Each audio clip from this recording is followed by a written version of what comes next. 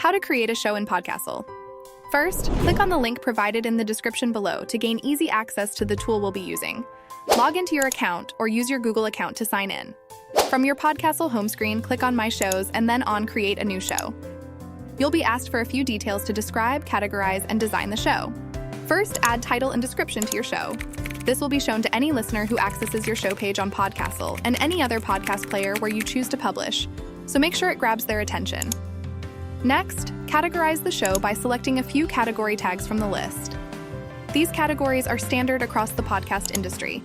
This will ensure your show pops up when listeners search for relevant content in respective categories.